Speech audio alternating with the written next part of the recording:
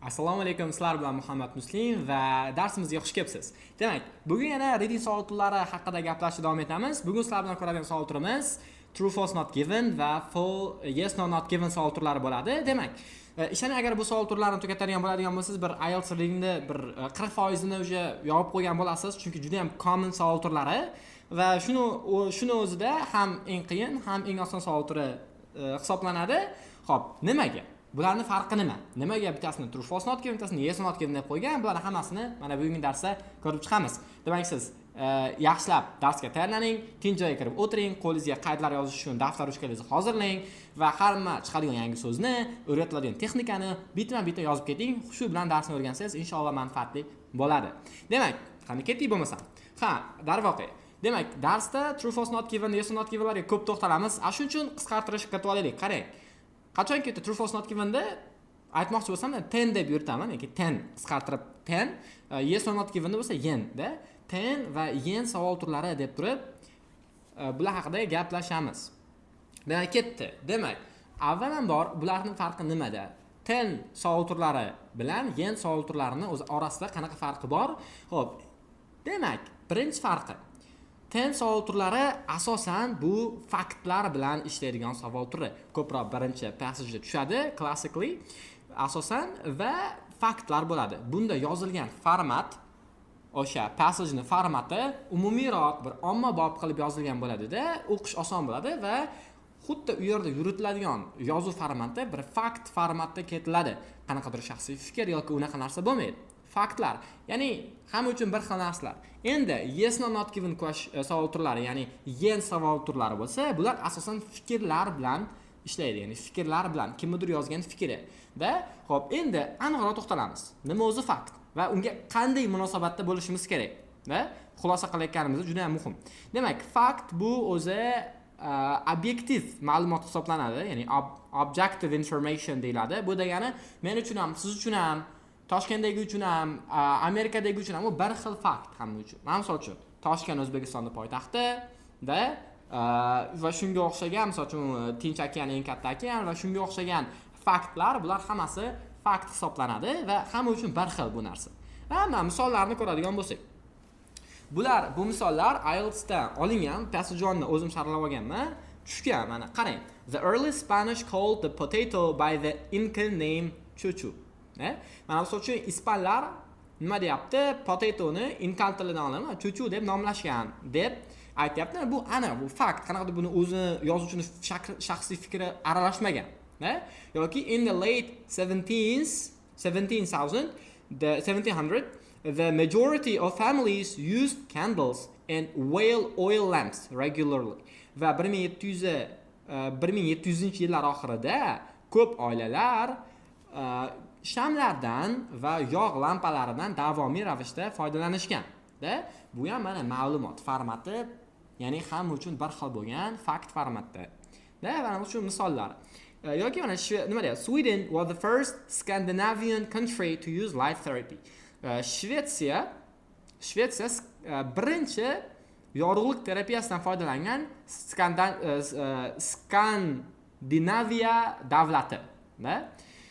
Yoki electric light bulbs manufactured by Edison's company in the 1880s broke very easily. Ya'ni 1880-yillarda Edison kompaniyasidan chiqqan lampochkalar sinishi oson bo'lgan. Oson sinib qolgan ular va shunga o'xshagan ma'lumotlarni ko'radigan bo'lsangiz, bularni bir xil umumiy fonda bitta qarasa bo'lmaydi. To'g'risi to'g'ri, xatosi xato. Bitta odam uchun to'g'ri narsa hamma uchun to'g'ri, bitta odam uchun xato narsa hamma uchun xato. Bitta o'qidingizmi, o'qiganingizda tushuniladigan narsalar. Endi bu oson, bu eng oson turi. Ya'ni bu vaqt yutadigan savol turi bu, ya'ni o'sha birinchi passagega keladi. Asosan shunda bitta o'qiysiz, javob, bitta o'qiysiz, javob. Tez-tezda o'tib ketiladigan savol turi. Endi yes or not givenga to'xtaladigan bo'lsak, mana bu sal ozgina muammo bo'lishi mumkin. Nimaga? Chunki bu asosan fikr, ya'ni opinion bilan keladi, opinionni ta'sirlab keladi. Endi bu yerda siz tushunishingiz kerak bo'lgan narsa yozuvchining fikri, uni yozayotgan narsasiga bo'lgan munosabatini akslantirib beradi va shu savol turi bizda o'sha yen savol turi yes or not given deb belgilanadi. Hop, endi bu yerda o'sha beriladigan savollar, sizda question bo'lib tushadigan narsalar to'g'ridan to'g'ri yozuvchining fikri bilan taqqoslanadi. U aka nima deb o'ylayapti yozuvchi, u o'sha mavzuga bo'lgan munosabati qanaqa-da, o'shanga taqqoslanadi. Ya'ni bu yerda qanaqa bir umumiy narsa bo'lmaydi. Bu subyektiv fikriga qarab taqqoslangan bo'ladi va siz qilishingiz kerak bo'lgan narsa, bundan to'g'ri topish uchun shu sizni sinaydigan narsasi bu yerda qanchalik to'g'ri tushuna olyapti yozuvchining fikrini bu deb turib, shunga o'xshash savol turadi endi. Endi ko'radigan bo'lsak, yana bir ikkita misollari bor. Few people today truly understand the way the modern world works. Ya'ni kam odamlar hozir zamonaviy dunyo qanday ishlashi haqida tushunadi. Ya'ni juda ham kam odamlar bu narsani tushunadi degan narsa endi bu bir fakt emas-da. Misol uchun kimdir fikr, misol uchun men tushunmaydi odamlar qanday yashashni bilmaydi deyishi mumkin-da. Siz yo'q, hamma nabrot yaxshi yashaydi, hamma o'zi biladi qanday yashashni deyishingiz mumkin. Bu narsa bizda subyektiv. Tushunasizmi? Yozuvchining xuddi shunaqa qanaqadir ma'lum bir mavzuga bo'lgan subyektiv fikri bo'ladi bu yerda. So, it can say there is a strong relationship between the decline in people's literacy of nature and recent social changes in Britain. Ya'ni Britaniyadagi so'nggi sotsial, ijtimoiy o'zgarishlar bilan tabiat nima desa bo'ladi? Ya'ni tabiatni bilish, deylik. Tabiat savodxonligini tushishning o'rtasida juda ham kuchli bog'liqlik bor. Degan narsani kimdir aytgan endi. Avtor yozuvchi aytgan. Mana shu men o'ylashim mumkin, yo tabiatni qanchalik bilish bilan ijtimoiy munosabatlar bir-biriga bog'liq joyi yo'q. Umuman bir-biriga aloqador emas, bu mening fikrim bo'lishi mumkin. Ayniqsa siz bunga bu fikrga qo'shilmasligingiz mumkin. Va bunday fikrlarimiz turli xil bo'ladi. Va mana shu narsa subyektiv fikrga ega bo'lish deydi. Misol uchun men universitet misol chet davlatga topshirish kerak desam, kimdir aytishi mumkin, yo'q, o'zimizga ham topshirsa bo'ladi-yu, chetda o'qigan narsani onlayn o'qib qo'ysa bo'ladi-yu, lekin uyda mana tinchgina bo'ladi degan narsa, shu turlicha fikrlar bo'ladi. Shu narsa opinion. Va oxirgisi, ensuring the safety of inhabitants was a vital consideration in the design and location of medieval towns. O'rta asr shaharlashuvida, ya'ni shaharlashuvida ularni qayerda va qanday ko'rinishda dizaynda bo'lishida the safety, ya'ni u yerda turadigan, yashaydigan odamlarning xavfsizligi juda ham muhim hisobga olinadigan faktorlardan biri bo'lgan deb aytilyapti. O'sha o'tmishda o'rganayotgan, tarixni o'rganayotgan bitta odam misol uchun buni aytgan bo'lishi mumkin. Safety muhim bo'lgan deb bir kishi aytishi mumkin, yana kimdir aytishi mumkin, yo bu yerda xavfsizlikdan ko'ra sal xavfliroq hudud bo'lsa ham iqlim muhim bo'lgan bo'lishi mumkin deb turib aytgan bo'lishi mumkin. Va bu yerda qanaqadir umumiy konsensus deyiladi, ya'ni o'sha umumiy bir fakt shunga o'xshagan narsa bo'lmaydi. Bu yerda o'sha passageni o'qish orqali biz o'sha yozuvchi qanday munosabatda, aka qanaqa kayfiyatda yozyapti bu mavzuga nisbatan bu gaplarni, o'shani yaxshi tushunib ishlatishimiz kerak. Xo'p, demak, endi qanday qilib o'zi to'g'ri zo'r ishlasa bo'ladi-da bu savol turini. Focus on the message. Ya'ni har bitta gapni mana shu qismiga diqqatliroq bo'ling, chunki juda ham muhim qismi bu. Qarang, har bitta gapni o'zini funksional vazifasi bor. O'zi dunyoda, bu dunyoda hamma narsaning o'zining funksional vazifasi bor. Mana shu mening vazifam sizni o'qitish, siz vazifangiz o'qish, da? Va xuddi shunga o'xshagan gap, savol kelyapti. O'sha savolda bitta funksional vazifasi bor. O'sha funksional vazifasi bu sizga bitta xabarni yetkazish. Sizga bitta xabarni yetkazish. Endi har xil turda bo'lishi mumkin. Va to'g'ridan-to'g'ri sizga bitta xabar, ya'ni message beradi, o'sha gapni urg'usi bo'ladi. Sizga yetkazmoqchi bo'lgan narsani, shuni message deb aytamiz. Sizga yetkazmoqchi bo'lgan xabari bo'ladi. Da? Xo'p, har bitta shu savol turlarida, yes or not given va true false not given savol turlarida hammasini zo'r, bitta ham xato qilmasdan ishlash uchun shu gapdan xabarni xulosa qilib olish qobiliyatimiz yaxshi bo'lishi kerak. Da? Bu nima degani? Bu degani, mana bizda bitta gap berilayotgan bo'lsa, ko'pchilik juda ham bitta qo'pol xatoga yo'l qo'yadi va shu sababdan chalkashib qolishadi ba'zi bir joylarda va xato xulosaga kelib qolishadi. Ular nima qilishadi? Ular gap bilan bu yoqdagi gapni olib bir-biriga taqqoslashadi. Va afsuski bu misol uchun juda ham unchalik ham qulay bo'lmagan usul deylik. Xato emas, qulay bo'lmagan usul, chunki u yerda har xil so'zlar bo'lishi mumkin, ya'ni so'zlar kerak emas bir describe qiladigan so'zlar bo'lishi mumkin va u sizni chalg'itib qo'yishi mumkin.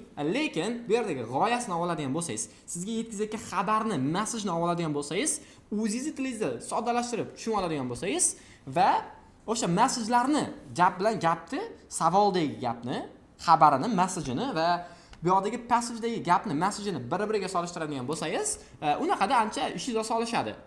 Da? Mana misol uchun keling, qanday qilib gapdan messajni olishni ko'rsatay. Endi the early Spanish called the potato by the Inca name chuchu. Da? Ya'ni o'sha ispanlar boshida potatoni chuchu deb atashgan. Mana men sizga qanaqa tarjima qilib berdim, ko'rdingizmi? Bu yerda gap nimada? Gap ispanlardami? Ispanlar aytganmi yo fransuzlar aytganmi? Bu gapni asl o'zi sizga bermoqchi bo'lgan xabari ular qanday qilib kartoshkani nomlashganida. Shunchaki chuchu deyishgan. Bu savoldagi gap, da? Mana men sizga qanday qilib hozir tushuntirib berdim savolni. Ko'rdingizmi? O'sha narsani o'zingizga o'zingiz tushuntirib berishingiz kerak testda. Ya'ni o'zingiz o'qiysizda, bu message nima deyapti? Da, urg'usi nimada? Gap nima haqida bo'lyapti? O'sha messajni tushunib olishingiz kerak. Xo'p, demak men hozir potatoni, shu kartoshkani chuchu deb nomlashgan ekan. Da, chuchu deb nomlashgan ekan. Bo'ldi. Endi agar bu narsani rostdan ham chuchu deb nomlashgan bo'lsa, bu to'g'ri fakt, true bo'ladi. Chuchu demasdan boshqacha deb nomlashgan bo'lsa, bunaqada bu gap xato bo'ladi o'z-o'zidan. Endi agar kartoshkani topishgan, maza qilib yeyishgan deyishsa-yu, lekin uni qanaqa bir nom berganini gapirmasa, bu savol not given bo'ladi. Xulosalanishni ko'ryapsizmi? Bu shunchaki hammasi qanday qilib gapdan messajni chiqarib olishdan kelib chiqadigan shu xulosalanish. Ya'ni oson bo'ladi demoqchiman. They use a different name for potato, maybe, da. Chuchu deyishgan ekan potatoni. Endi ikkinchisini ko'radigan bo'lsak, Sweden was the first Scandinavian country to use light therapy. Bu yerdagi xabar nima? Sizga bu savol yetkazayotgan xabar Shvetsiya birinchi bo'lib Skandinaviya davlatlari o'rtasida yorug'lik terapiyasini ishlatgan davlat. Bo'ldi, demak, birinchisi nima? Skandinaviya birinchi bo'lib yorug'lik terapiyasini ishlatgan. Agar rostdan ham yorug'lik terapiyasini u birinchi bo'lib ishlatgan bo'lsa, bu to'g'ri. Agar undan oldin kimdir ishlatib qo'ygan bo'lsa, bu to'g'ri emas, chunki ular birinchi bo'la olmaydi, oldin kimdir ishlatib qo'ygan bo'lsa. Endi Skandinaviya davlatlari shu orasida shu Shvetsiya ishlatgan desa-yu, lekin u birinchi bo'lib ishlatganmi yoki undan oldin kimdir buni ishlatib qo'yganmi, shu narsa haqida gap bo'lmasa, bu not given bo'ladi. Tushunyapsizlar qanday qilib xabarni olishdi? Shunaqa qilib messajni chiqarib olish kerak, o'zingizni fikringiz bilan tushunib olishingiz kerak. Bu gap menga nima deyapti? Va shu gap sizga berayotgan ma'lumotini bu yoqdagi passajdagi gapni olib turib, bir-biriga taqqoslab ko'rasiz. To'g'ri bo'lsa to'g'ri, mos kelsa to'g'ri, mos kelmasa xato. Agar bunday bir-biriga taqqoslash orqali bir mos kelyaptimi, kelmayaptimi bila olmasangiz, not given, berilmagan. Da? Hop, oxirgisini ko'ramiz. There is a strong relationship between the decline in people's literacy of nature and recent social changes in Britain. Mana bu yerda opinion, fikr beryapti. Endi akaning fikri shundaki, bu ikki narsaning o'rtasidagi bog'liqlik kuchli deyapti. Bu ikkalasining o'rtasidagi bog'liqlik juda ham kuchli bog'liqligi bor. Birini ikkinchisiga ta'siri bor demoqchi bo'lyapti. Tushunyapsizmi? Bir-biriga ta'siri bor, ya'ni buni tushib ketishini bu o'zgarishlarga ta'siri bor deb aka fikr aytayapti. Endi agar passageda ta'siri bor, manaqa deb turib taqqoslasa, ko'rsatsa, unaqada bu yes. To'g'ri ekan. Endi agar farqi borligini aytmasa, masalan, necha yillardan beri bu narsa bilan bir-biriga aloqasi yo'q, o'ssa ham, tussa ham bir xil bo'lgan doim desa, bu no, xato. Bir-biriga bo'lgan aloqasini aytmasa, unaqada not given bo'ladi. Demak, shu messajni olish, ya'ni gapdan urg'usini topib olish juda ham muhim qismi sanaladi. True false not given ham, tenda ham, yenda ham juda ham muhim va mana metod birinchidan tez, ikkinchidan aniq. Siz bitta qaraysiz, gapga solishtirib yurmaysizda, bundan chiqqan xabar messajiga bir-biriga sizga deliver qilayotgan messajiga solishtirasiz, urg'usiga solishtirasiz. Bu ancha shunda osonroq bo'ladi, javob topishingiz ham tez bo'ladi. Ham aniqroq bo'ladi.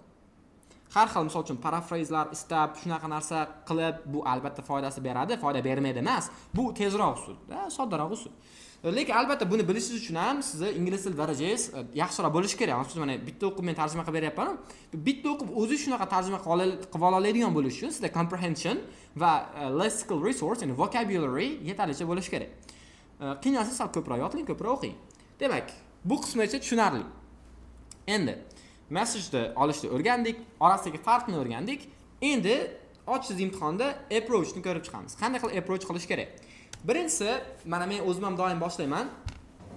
True false not given questionlari va yen ham, ten ham orderda chiqadi ko'p holatlarda, ya'ni juda ham ko'p holatlarda orderda chiqadi. Mana authentic testda orderda chiqmaganini ko'rmaganman to'g'risi.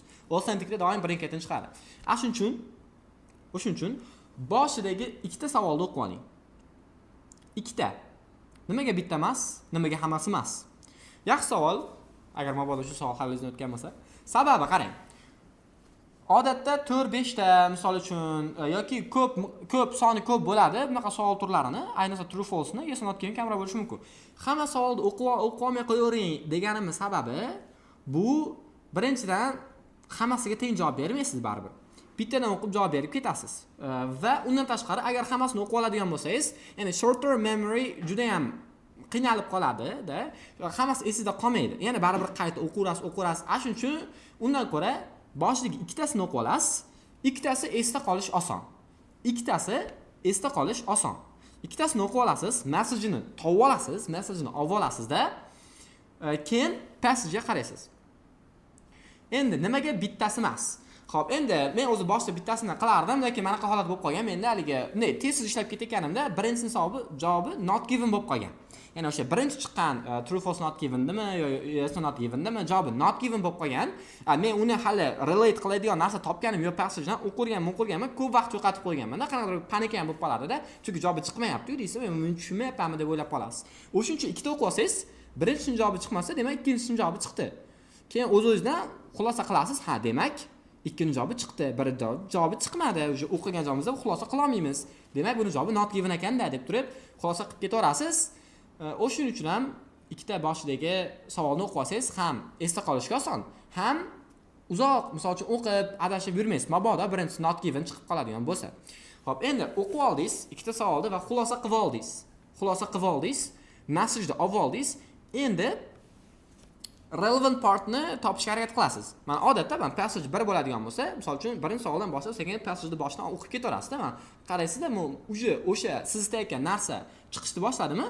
O'sha narsa haqida gap ketyaptimi? Sekin diqqatingizni oshirib, misol uchun yana o'sha joyini gapni boshidan o'qishingiz mumkin yoki o'sha joyini diqqatliroq o'qishingiz mumkin. Va kerakli joyini topamiz. Endi sizda savol bor, kerakli joyi ham bor. Bildingiz, javob mashinani chiqarib, xulosa qilish kerak. Bu gap to'g'rimi, noto'g'rimi yoki berilmaganmi? Xulosa qilish kerak. Endi nima qilasiz? Boya aytganimdek, ikkita gapni bir-biriga o'qib, qarab, bir-biriga solishtirib xulosa qilinmaydi. Message olinadi. Nima demoqchi? Bu gap menga nima ma'lumot beryapti? Passage menga nima ma'lumot beryapti? Bu ikkalasi bir-biriga solishtirasiz. Va endi passage o'qiganimga ko'ra, bu to'g'rimi?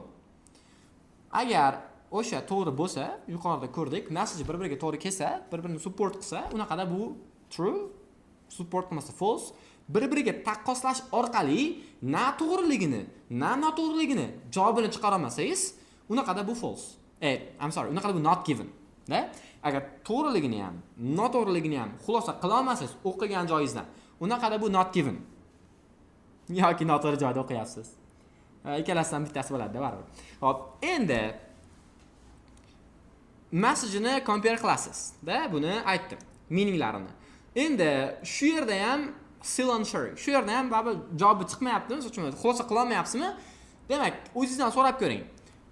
Savolni o'qingda, bu nima desa to'g'ri bo'lish kerak o'zida. Men passage-da nima desa to'g'ri bo'lish kerak. Yuqorida ko'rdingmi, Skandinaviya birinchi bo'lib, misol uchun yorug'lik terapiyasini ishlatgan bo'lsa, demak, passage-da bu birinchi bo'lib ishlatgan. Bundan oldin boshqa davlat ishlatmagan bo'lish kerak. Bu pioneer bo'lish kerak degan narsa bo'lish kerak.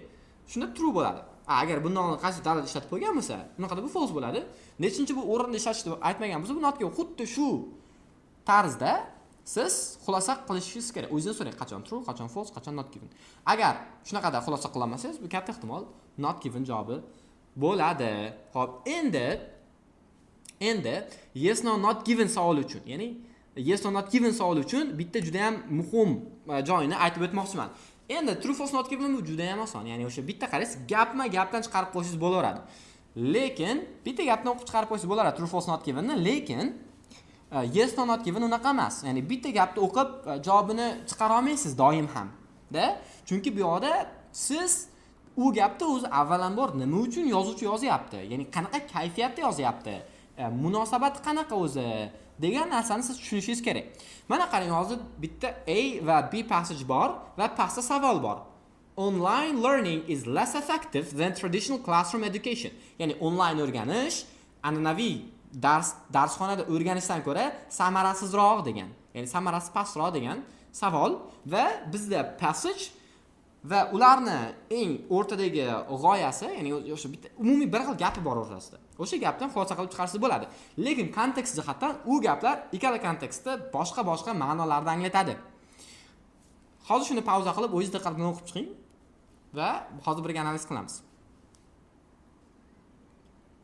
Xo'p, katta ehtimol hozir farqni sezgan bo'lsangiz kerak. Keling birga shu narsani ko'ramiz. Passage A. Connection and building are widely regarded by educators as the foundation of effective learning. Without them, academic performance inevitably suffers. Demak, bog'liqlik, ya'ni connection va belonging, kimgadir tegishli bo'lish hislari bu juda ham o'qish uchun fundamental narsal sifatida ilm o'rgatuvchilar tomonidan aytiladi. Ularsiz akademik performance, ya'ni akademik salohiyat juda ham qiyin, ya'ni azob chekadi-da. Ularsiz hech qanaqa bir o'qib bo'lmaydi. Ya'ni connection bo'lishi kerak, bog'liqlik bo'lishi kerak. Students in online programs consistently reported feeling less connected to their peers and instructors. Online programmalarda qatnashganlar davomiy ravishda o'zlarining o'qituvchilariga yoki tengdoshlariga ular ya'ni they less connected to their peers and instructors. Ular o'zlarini shu instruktorlariga, o'qituvchilariga va birga o'qiydigan tengdoshlariga kamroq bog'langan munosabati, ya'ni nima deymiz, slabiyroq, zaifroqdekligini aytishgan. Shunaqa munosabatlari onlayn o'qisa zaif tuyulishganini aytishgan ular. This social isolation directly translated into lower test scores, reduced motivation and higher dropout rates. Va bu narsa o'zini ijtimoiy ajralishga, isolation ajralib qolishiga sabab bo'lgan va test natijalarini pasayishiga, motivatsiyani pasayishiga va o'sha o'qishni tashlab ketishiga sabab bo'lgan. Mana bu paragrafimizda yozuvchi aytmoqchi bo'lgan narsa bu gap orqali aytmoqchi bo'lyapti. Ha, rostdan ham onlayn o'qisa unchalik samarali bo'lmaydi degan narsani aytmoqchi bo'lyapti. Ya'ni yozuvchining ohangi shu narsaga support qiladi. Ya'ni haqiqatan ham onlayn learning unchalik kuchli narsa emaligi, samarasizroq degan narsani nazarda shu fikrni, opinionni beradi. Endi passage B ni ko'radigan bo'lsak, bir xil gap o'rtada turibdi. However, effectiveness must be measured by results, not comfort. Biroq effekt, ya'ni bu umuman boshqa kontekstda olingan, ya'ni biroq samaradorlik bu natija bilan o'lchanadi, qulaylik bilan emas. Students in online programs consistently reported feeling less connected to their peers and instructors. Online o'qiydiganlar o'zlarini tengdoshlariga va instruktorlariga kamroq bog'liqlik his qilgan, munosabatlari zaifroqligini aytishgan. Yet their academic performance, grades and skill retention were indistinguishable from and in several subjects surpassed those of students in traditional settings. Biroq shunga qaramasdan ularning akademik ko'rsatgan natijalari, baholari va qanchalik skill retention degani bu qanchalik o'sha skillni o'zi olib qolishi online, ya'ni offline an'anaviy muhitda, classroomda, darsxonada o'rganganlar bilan farqlanmaydigan darajada bir xil yoki ba'zi subjektlarda o'tib ham ketadi. Indistinguishable degani, o'zi distinguish degani, ya'ni farq qilishni, differentiate degani, endi farq qilib bo'lmaydigan darajada turibdi bu yerda va undan keyin surpass degani o'tib ketgan. Ya'ni ba'zi fanlarda o'tib ketgan, ba'zilarda farq qilib bo'lmaydi, endi bir xil turibdi-da. Xo'p, endi buni qaraydigan bo'lsangiz, bir xil gap lekin ikki xil ma'no keltiryapti sizga. Bir xil gap ikki xil ma'no keltiryapti. Bunisida aytayotgan bo'lsa, ular birinchi paragrafda aytayapti, ya'ni rostdan ham ular siqilib qolyapti, ular misol uchun kamroq connected bo'ladi va shu sababdan siqilib qoladi deb aytayotgan bo'lsa, bu gapida ular o'zlarini doimiy ravishda misol uchun unchalik yaxshi munosabatda emasligini aytishadi, lekin baribir cho'tki natijalar qilishadi.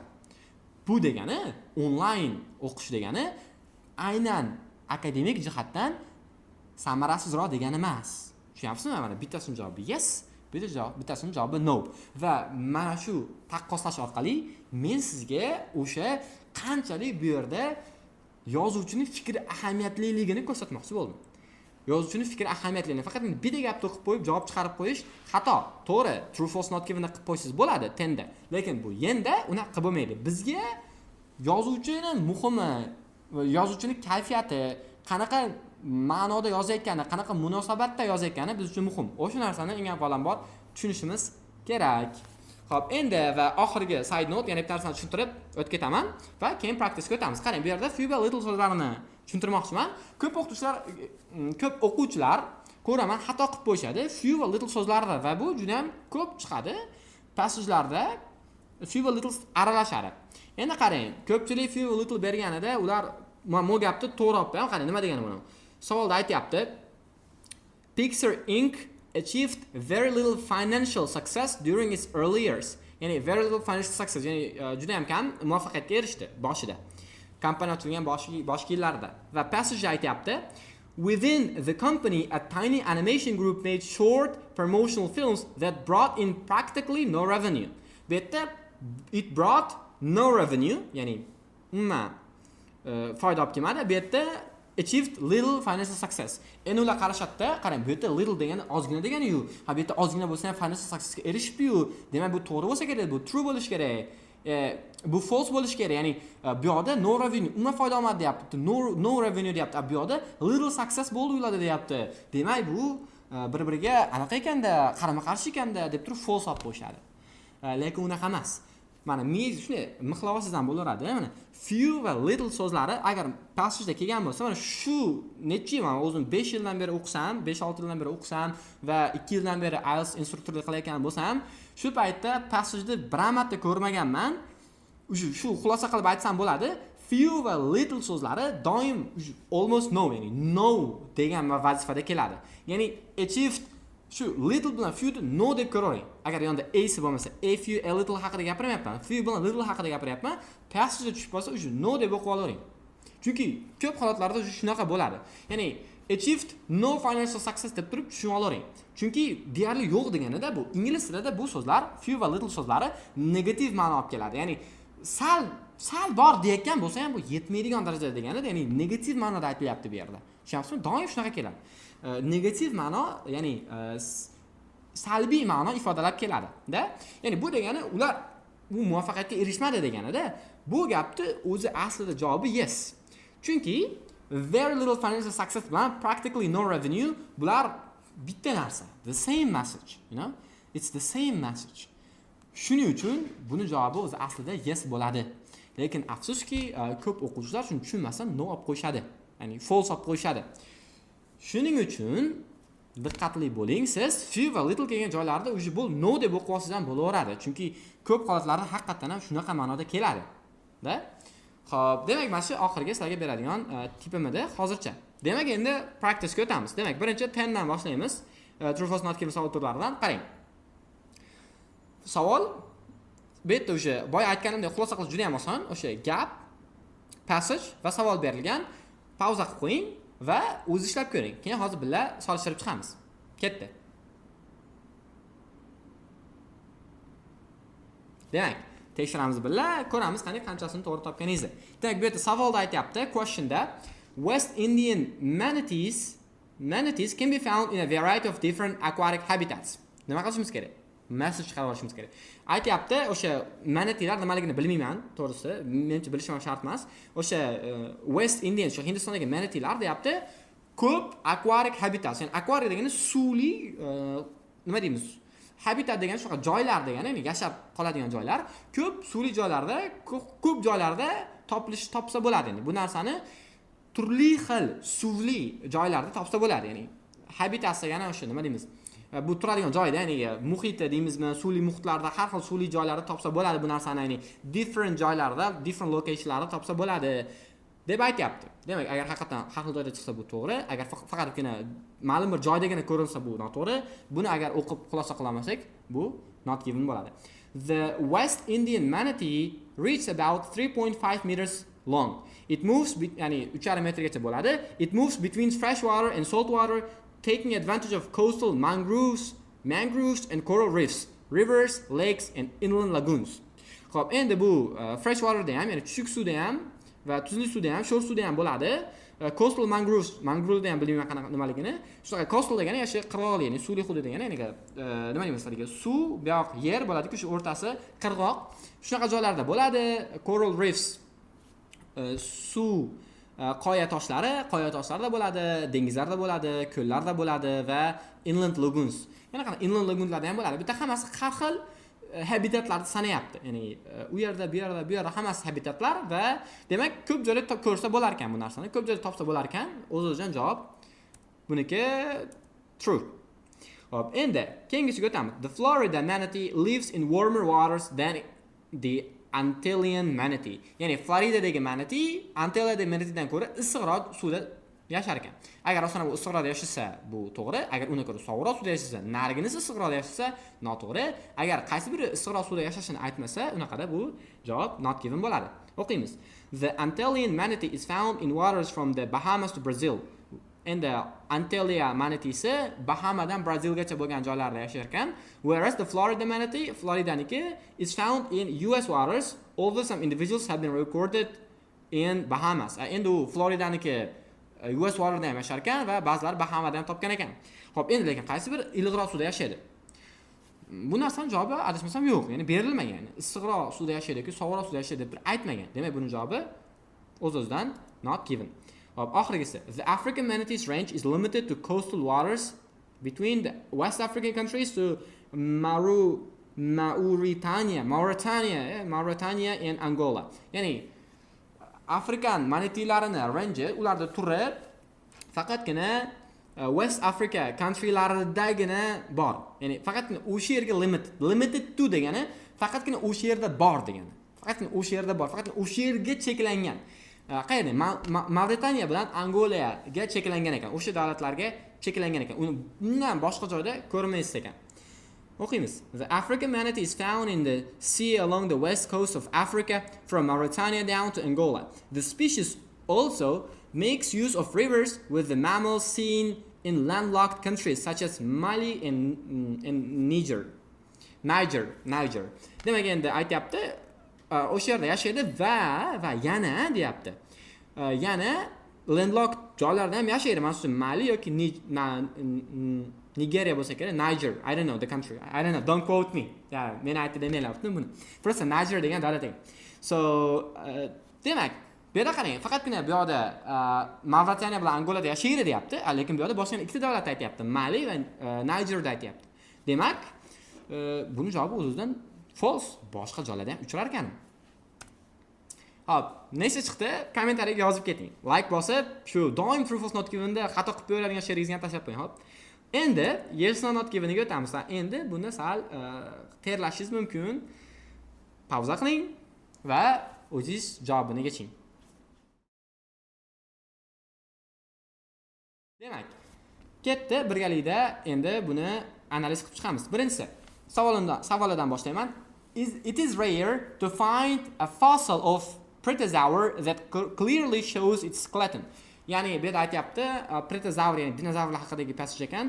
Ya'ni Protozoarni skeletonini aniq ko'rsatib beradigan fossilni topish juda ham kamyob. Fossil degani nima bo'ladi? Qazilma, qotib qolgan narsasi bo'ladi-da. Buni o'zbekchada aniq bilmayman. Bitta qazilmasi desa bo'lsa kerak, prям u qoladi, uni ustida yer qolib ketadi, keyin u qatib qoladi. O'sha narsasi fossil bo'ladi. Xo'p, endi bu yerda aytayapti, it's rare deyapti. Ya'ni bu kamyob deyapti. Skeletonini ko'rsatib beradigan darajadagi fossilni topish deyapti. Bu juda ham kamyob deyapti. Endi agar rostdan bu kamyob bo'lsa, bu to'g'ri. Agar kamyob bo'lmasa, unaqalari ko'p tiqilyapti deydigan bo'lsa, bu no bo'ladi.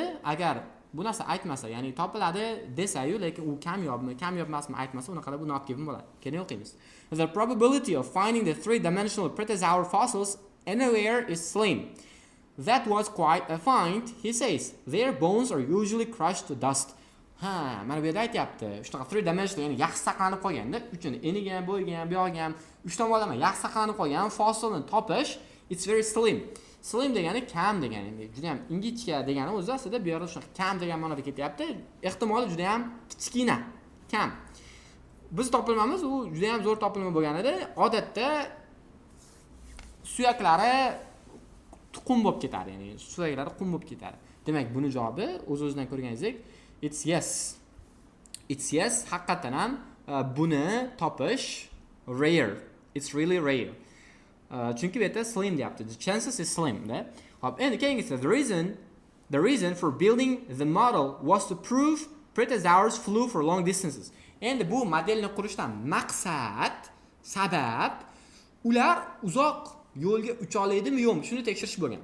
Demak, bizda maqsad shundaki, ularni qurishidan maqsad, modelni qurishidan, yasashdan maqsad u uzoq yo'lga ucha oladimi yo'qmi? Maqsad shu deyapti. Endi ko'ramiz, passajda nima yozgan. Fossils show just how large these creatures were. I have always been interested in how they managed to launch themselves, so I thought the real test would be to actually build one and fly it. Demak, aytayapti, fossillar shuni ko'rsatadiki, bular anchagina katta mavjudotlar bo'lgan, juda ham bahaybat mavjudotlar bo'lgan. Va men doim qiziqaman, bunaqa katta mavjudot qanaqa qilib havoga ko'tarilgan. Launch themselves degani, ya'ni bunday uchib ketamiz, qush yerdan ko'tarilib uchib ketganini ko'rasiz-ku, o'sha narsa launching deyiladi. Ya'ni unda qush o'zini ko'tarib uchib ketishi. Va qanday qilib ular shuni o'zini yerdan ko'tarilib uchib ketgan ekan? Shu narsaga men doim qiziqqanman, deyapti va shuning uchun bu narsani bilishning eng zo'r yo'li bittasini qurib, modelini uchirib ko'rish. Demak, maqsad nima bu yerda? Uni uzoq joyga uchganmi bilishmi? Yo'q, albatta. U yerdan ko'tarilganmi? Ya'ni ko'tarilolmaganmi? Shu narsani bilish bo'lgan va buning javobi bizda no bo'lyapti. Va oxirgisi, Wilkinson has made several unsuccessful replicas of Protozoar's hat. Ya'ni o'sha Wilkinson bu yerdagi odam, ya'ni bu yerda Wilkinson deb ismi kelmagan bo'lishi mumkin, lekin odam aniq bor. Ya'ni bu narsani anaqa aynan u ismi kelmagan ekan deb turib urg'u ismida emas, to'g'risi. Bu urg'u shunchaki nima qilgan? U muvaffaqiyatsiz boshini yasagan, ya'ni replikalarini degani o'sha nima, kopiyalarini deymiz, shunaqa muvaffaqiyatsiz modellarni yasagan boshini. Ko'p marta shunaqa bir muvaffaqiyatsiz chiqqan yasagan modellari. Xo'p, endi unlike an aircraft which is stabilized by the tail wing at the back, the model is stabilized by its hat, which means it can start spinning around. Endi uchib yuradigan anaqa samolyotdan farqli ravishda uni dumi, misol uchun u narsani dumi asosan balans beradi orqada. Bu model bosh orqali stabillashtirilgan, muvozanatga keltirilgan. Va bu degani u aylanib ketishi mumkin degani. Ya'ni boshi bilan stabillashtirilgan, aylanib ketib qolishi mumkin ekan. That's the most problematic bit as far as we are concerned. Va hozirgacha eng muammoli narsa shu narsa bo'libdi. We have had to take it flying without the hat so far. Endi boshsiz uchirishga harakat qilib ko'ryapman. We have had to take boshsiz uchirishga to'g'ri kelib qoldi. Endi hozir boshsiz uchirib ko'rdik shu paytgacha deyapti. Chunki bosh bilan uchirsa aylanib ketib qolyapti ekan. Xo'p, endi uni boshini muvaffaqiyatsiz kopiyalarini yasaganmi bu yoki yasamaganmi? Bizda u yasamaganligiga hali gap aytgani yo'q va o'z-o'zidan biz xulosa qila olmaymiz. U rostdan yasaganmi, yasamaganmi? Shuning uchun biz shunchaki buni not given olishga majburmiz. Xo'p, demak, sizda jami 6 ta savolning nechasi to'g'ri chiqdi? Kommentariyaga yozib qoldik va eng qiyin savol turi yoki sizga eng yoqqan savol turi qaysi bo'ldi? Xo'p, endi darsimizni eng so'nggi qismiga o'tamiz. Final tiplari, ya'ni nimalarni bilishingiz kerak? Ya'ni yes no not given va true false not given savollar haqida nima qilish kerak? Demak, doim o'sha men aytib o'tganimdek yuqorida xabarni, mesajni olishga harakat qiling. Xo'p, mesajni tushunib turib o'sha bilan ishlasangiz, ya'ni gapni birga bir shunchaki yodlab olib ishlagandan ko'ra ancha osonroq bo'ladi. Ya'ni miyada xuddi yodlab olib turib ma'lumotni ko'tarib yurgandan ko'ra, tushunib olib turib, singdirib olib turib ma'lumotni taqqoslab ko'tarib yurgan ancha osonroq passage davomida. Xo'p, keyin gapni gapga emas, ma'nolarni bir-biriga taqqoslang va doimo yes or not given savol turlariga kelganida fikrga e'tiboringizni qarating. Shunchaki bitta gapni o'ziga emas, chunki bitta gapni o'zi ozgina misleading bo'lishi mumkin. Nima degani, noto'g'ri xulosaga borib qolishingiz mumkin. Agar bitta gapni o'zini o'qib olsangiz, yozuvchi umuman boshqa ma'noda aytgan gap bo'lishi mumkin bu. Ya'ni yuqoridagi misollarda ko'rganimizdaqa. Shu sababdan iloji boricha yozuvchi nima gapiryapti, kayfiyati qanaqa gap bu, ya'ni kayfiyati demoqchi bo'lganim, ya'ni yaxshi deb gapiryaptimi bu narsani yoki yomon deb gapiryaptimi deb turib shunaqa bunga bo'lgan attitude-ni, munosabatini tushunishga harakat qiling. Va yana oxirgisi, agar bu true mi, false mi deb o'ylanib qolayotgan bo'lsangiz, javobi chiqmayotgan bo'lsa, bunaqada katta ehtimoldan bu not given. Nimaga bilmayman, lekin o'quvchilar ko'p qiynaladi. Ya'ni o'ylanib false olib qo'ydim deb o'shadi. Nimaga false olding desam, Javobini topolmadim deydi. O'zi aytib turibdi, javobini topolmadim deb turibdi. Bu javobini topolmagan bo'lsa, nima bo'lsa not given deb aytib qolaman. Shu sababdan shu joyga ham diqqatliroq bo'ling. Inshaalloh agar shularni yaxshilab praktik qiladigan bo'lsangiz, siz IELTS readingni bir 40%ni o'sha eplab qo'ydingiz degani, chunki ko'p tushadi savollarda bu qismlar yes or not given va true false not given bo'lib, demak, vaqtingizga rozi bo'lasiz. Biz qo'limizdan kelgan hammasini qildik manfaatli o'tkazish uchun. Kommentariya yozib qoldiring fikrlaringizni va yana nimalarga qiynalasiz, savol turlari bo'lsa tashlang, unga ham video darslik chiqaramiz va undan tashqari bu narsani IELTS o'qiydigan gruppadoshlarga, tanishlarga, do'stlarga jo'natamiz. Ular ham manfaat ko'rishsin.